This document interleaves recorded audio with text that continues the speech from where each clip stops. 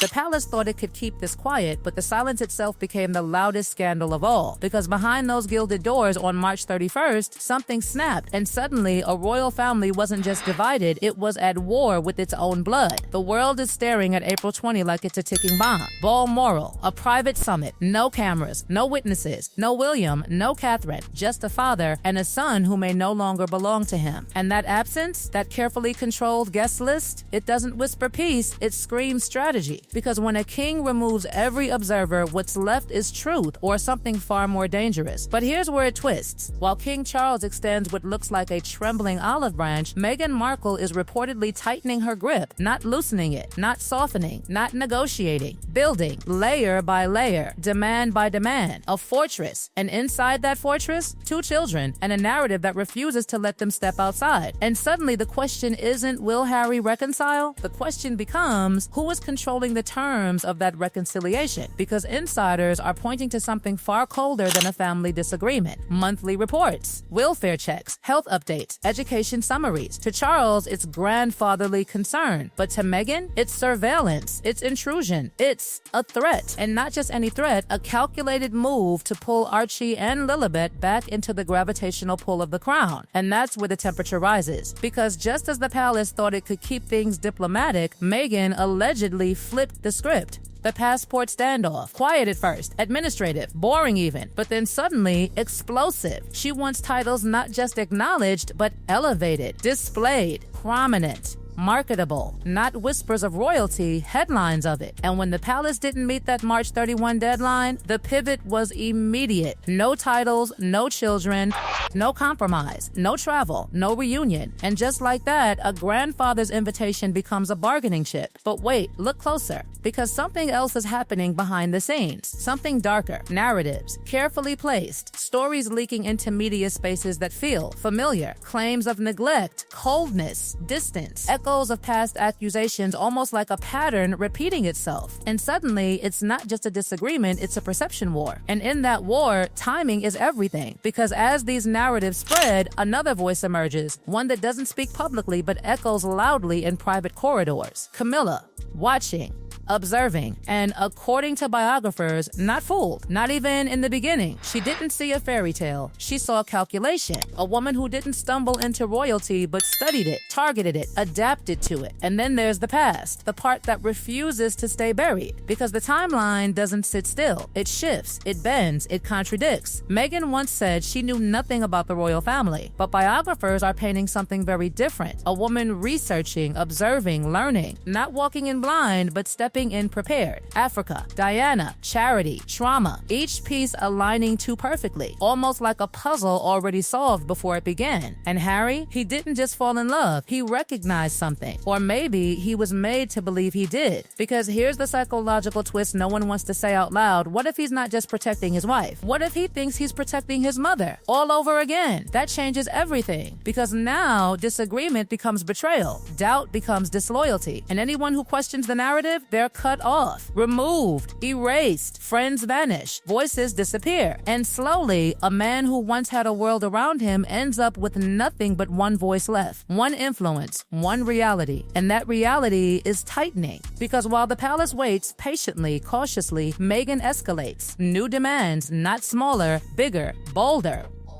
A private medical team funded by the royals, chosen by her, in California. Before any conversation about travel can even begin, it's not just a condition, it's a test. And the palace knows it. Because give in and you validate the model. Refuse and you become the villain. There's no winning here. Only positioning. And as March 31 closes, something unsettling settles in. Silence. No confirmation. No agreement. Just a growing sense that the bridge Charles built may never be crossed. Because on one side, a king offering legacy. On the other, a wall built from control, narrative, and conditions. And in the middle, Harry, not speaking, not choosing, just suspended. And as April approaches, one question lingers like a shadow that refuses to move. Is this still a family trying to heal, or has it already become something far more calculated, something that was never meant to be fixed at all? And just when it feels like the story has reached its breaking point, it doesn't explode, it mutates. Because what unfolds after March 31st isn't a resolution, it's a deeper, colder game where every move feels intentional, every silence feels rehearsed, and every relationship begins to look like a transaction hiding behind emotion. The whispers grow louder in places no one expected: Dubai, Silicon Valley, private networking circles where power doesn't wear crowns, it wears billions. And suddenly, Meghan's appearances without Harry aren't just social events, they're signals. Signals that something is shifting, evolving, preparing for a future that might not include the prince at all. Because here's the uncomfortable pattern insiders are now connecting: every major step in Meghan's life seems to follow a ladder. Trevor gave access to Hollywood. Harry gave access to the world. And now, with the royal glow dimming and the conflict narrative reaching saturation, a new question creeps in like a shadow across the walls of Montecito. What happens when the current platform is no longer enough? Because let's be brutally honest, the Sussex brand thrives on tension, on friction, on conflict that can be packaged, streamed, narrated, monetized. And if that conflict disappears, if Harry walks into Balmoral and bridges that gap, what happens to the entire machine built around opposition? It collapses. Quietly, completely. And that's exactly why, according to insiders, reconciliation isn't just unlikely, it's inconvenient. Because peace doesn't sell, harmony doesn't trend. But a fractured royal family? That's gold, that's headlines, that's leverage. And that leverage becomes even more visible when you examine the guest list from the 2018 wedding. A moment that once looked like romance, but now feels eerily strategic.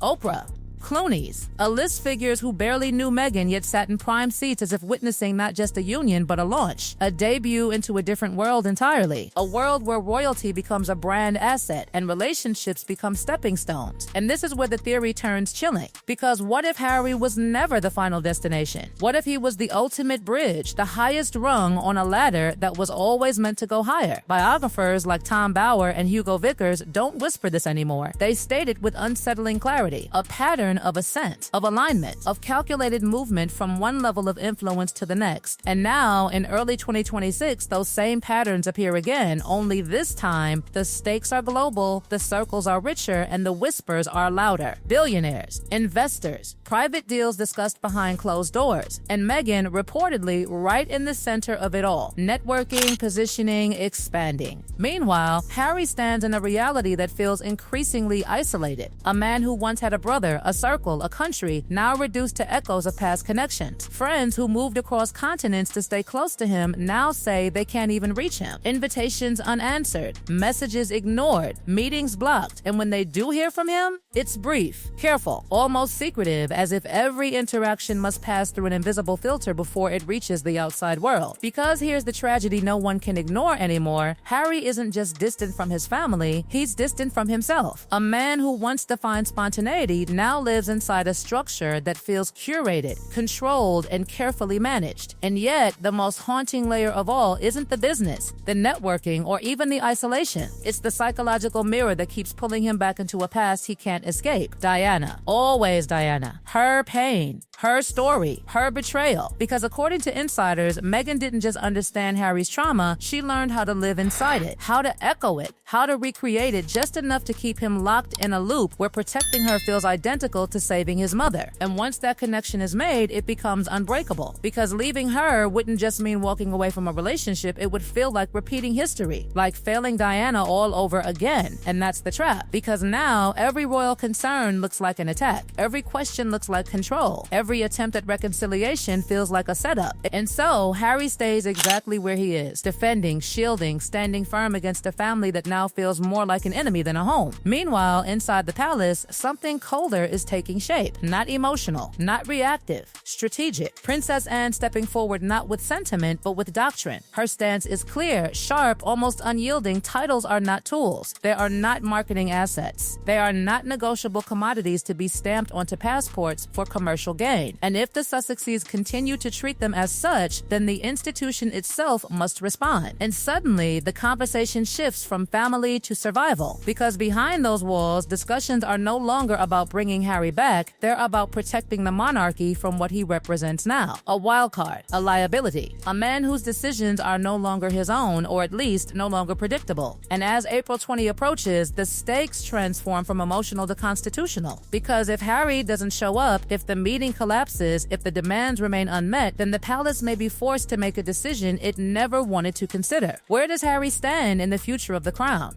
And that question alone sends shockwaves through everything. Because removing him, sidelining him, redefining his role, none of these are simple. They ripple through tradition, legacy, public perception. But the alternative? Allowing the current situation to continue unchecked. Watching titles become bargaining chips. Watching access to grandchildren become leverage. Watching the monarchy dragged into a cycle of public conflict, that might be even more dangerous. And so, we arrive at the final chilling reality of this unfolding drama. Meghan doesn't need the palace to agree. In fact, she needs them to refuse. Because every refusal fuels the narrative. Every denial becomes proof of hostility. Every no becomes content. And in that cycle, the conflict never ends. It evolves, it grows, it feeds itself. A machine powered by tension, sustained by division, and monetized through storytelling. And Harry? He remains at the center of it all, not as a king, not as a prince, but as something far more fragile, a man caught between two worlds, unable to fully belong to either. A man defending a present built on perception while losing a past rooted in reality.